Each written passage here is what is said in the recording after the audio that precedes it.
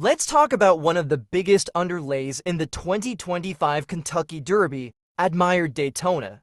Yeah, that's right, I'm calling it now. I will not be touching him in my wagers. Let me explain why this horse coming in from Japan, off a win in the UAE Derby, is way too short on the board, and why I think the hype is all smoke, no fire. If you're new to betting, let's define a key word: underlay.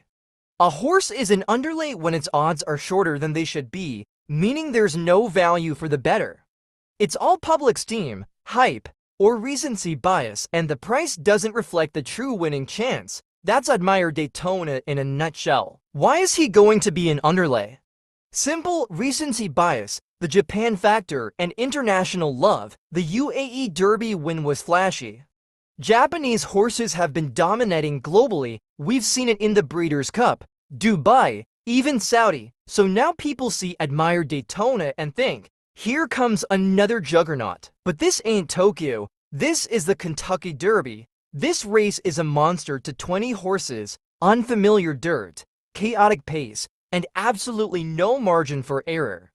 And historically, horses coming out of the UAE Derby, they've been flat out bad. Yes, I know last year was the exception. Let's hit the history. Since the UAE Derby became a Derby prep in 2000, not one of its winners has even hit the board in the Kentucky Derby. Mendelssohn got crushed. Thunder Snow didn't even run. He bucked coming out of the gate.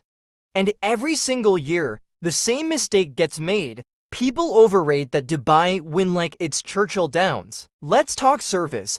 Dirt in Dubai is totally different than dirt at Churchill Downs. That maiden surface is deep and glib. Horses don't get nearly the same kickback. Churchill is tighter, more compact, and the kickback hits like a wall. If a horse isn't used to that, game over. Then there's the pace. US dirt races go early. They sprint into the turn. In Japan and Dubai, it's much more measured. Tempo builds gradually. If Admire Daytona finds himself shuffled mid-pack, eating kickback, with 19 horses crashing around him, how do we know he handles that? Another angle no one's talking about: the travel and prep schedule. This horse flew halfway around the world, changing time zones, training routine, everything. You're telling me he's going to adapt to that and fire his best shot in the biggest race of his life against 18 American monsters? I'll pass. That's a massive ask, too massive. So why are people betting him? Because bettors love narratives. Japanese racing is the future. Sure, it's great, but the Derby is a different beast. They'll see a sharp Bayer figure, a clean win, and talk themselves into this being the year. But what they're really doing, buying the hype at a bad price. Look, I'm not saying Admire Daytona is a bad horse. He's a serious runner with real talent.